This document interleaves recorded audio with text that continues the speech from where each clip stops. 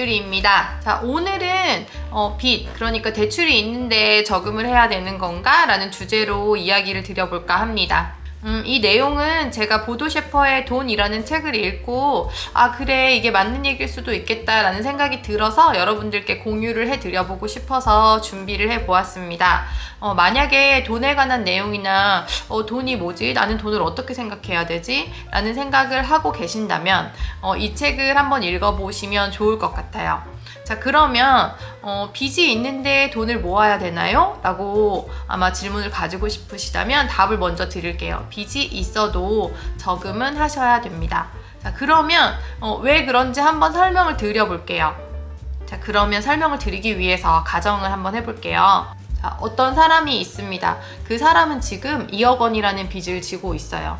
그런데 그 사람은 수중에 현금이 한 푼도 없습니다. 현금이 한 푼도 없기 때문에 지금 당장 생계를 이어나가기가 힘든 상황이에요. 그런데 은행에서는 계속해서 전화가 올 것 같고 배가 너무 고파서 뭘 사 먹고는 싶은데 현금이 없으니 사 먹을 수 없고 신용카드를 쓰려고 했더니 신용카드는 정지가 되었습니다. 조금 있으면 수도랑 전기도 끊긴다고 합니다. 자, 이런 상황이라고 한번 가정을 해볼게요. 친구들은 아무도 전화를 받지 않습니다. 자, 그러면 이 상황에서 가장 큰 문제는 무엇일까요? 빚이 2억 원 있는 게 문제일까요? 이 상황에서 가장 큰 문제는 이 사람 수중에 당장 몇 달 아니면 한 달을 유지할 수 있는 현금이 없다는 것이 문제입니다. 당장 100만 원이 없다는 게 문제입니다.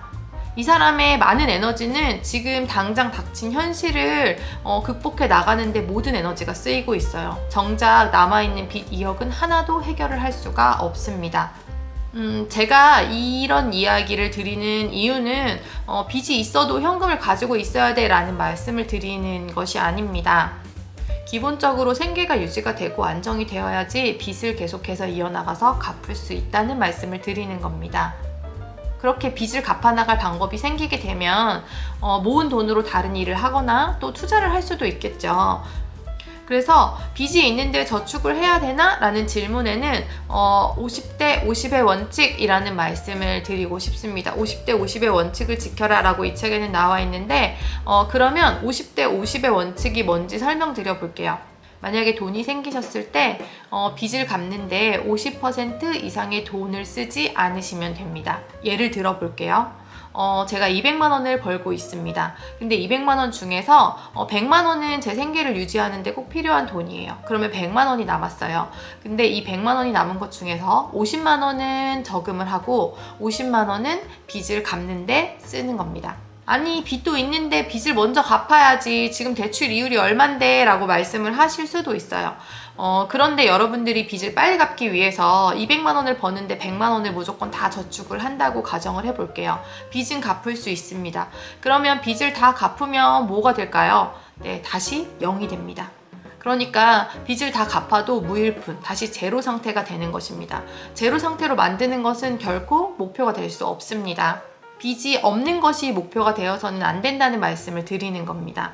그러다가 혹시 직장을 잃어서 일을 못할 수도 있고요. 또 내가 아파서 도저히 일을 이어나갈 수 없는 상황이 될 수도 있습니다. 그러면 그 상황에서는 빚을 갚기는커녕 신용까지 바닥인 상황이 되고 맙니다. 그러니까 빚도 갚고 저축도 하면서 내가 안전하게 돈을 벌 수 있고 그 빚을 갚으면서 유지할 수 있는 생활의 기본적인 방어막을 만들어 주시라는 이야기입니다. 그렇게 위험을 대비해 두면 혹시나 만들어질 수 있는 상황에서 궁지에 몰리지 않고 잘 대처해 나가실 수가 있게 됩니다.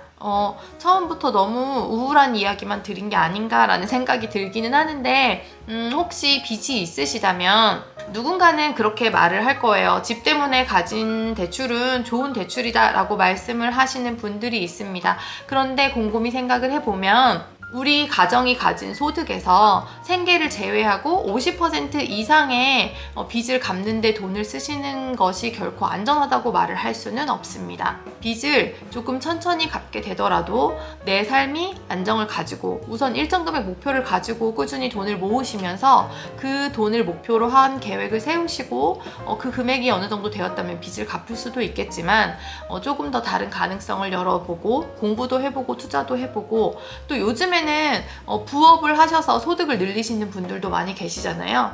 그래서 자기가 가진 소득의 모든 것을 투여해서 0으로 만드는 거 말고 내가 안전하게 내 삶을 유지할 수 있으면서 빚도 갚는 두 가지의 방법을 생각해 보셨으면 좋겠다는 마음에서 여러분께 이 구절을 읽어드리고 싶어서 가지고 와봤습니다.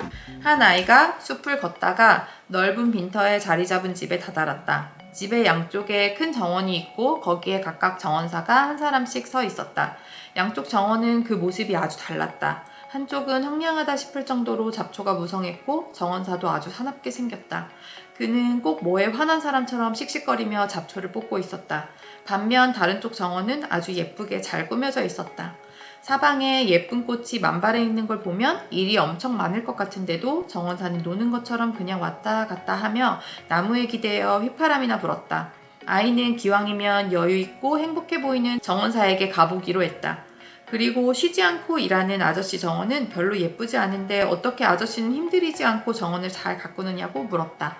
여유있는 정원사는 이렇게 대답했다. 얘야, 나도 한때는 저 사람처럼 일한 적이 있단다. 잡초를 끊임없이 뜯어내다가 어느 순간 나는 잡초를 이길 수 없다는 사실을 알게 되었지. 잡초를 뜯어내도 뿌리는 여전히 땅속에 박혀있고 씨앗은 뜯는 중에 계속 땅에 떨어지니 말이다. 그러니 아무리 뽑아도 잡초는 없어지지 않았지. 한쪽을 뽑는 동안 다른 한쪽이 무성해져서 다른 할 일을 아무것도 할 수 없을 정도였단다. 그래서 나는 새로운 방법을 궁리했지. 잡초보다 빨리 자라는 꽃과 풀을 구해 심었단다. 그랬더니 이 꽃과 풀이 잡초를 완전히 덮어버렸지. 게다가 그 자리엔 다시 잡초가 자라지 않았단다. 내 정원은 이렇게 저절로 깨끗해지게 되었지. 날이 저물고 정원사는 아이를 집으로 데려갔다. 가족이 모두 한자리에 모여있는데 정원사가 갑자기 불을 껐다. 방안이 완전히 깜깜해졌다. 정원사가 아이에게 물었다. 너는 이 어둠을 없앨 수 있겠니? 아이가 대답을 못하자 그는 불을 다시 켜고 말을 이었다. 어둠을 이기는 유일한 방법은 불을 갖고 어둠 속으로 들어가는 거란다. 너는 어둠을 잡초처럼 뜯어낼 수도 어둠과 싸울 수도 없단다. 돈을 쓰지 않는 것과 저축하는 것은 신발의 두 짝과 같다. 이것은 빚에도 똑같이 적용이 된다. 빚을 없애기 위해 노력하는 것은 종종 어둠을 몰아내고자 하는 것이나 다름없다.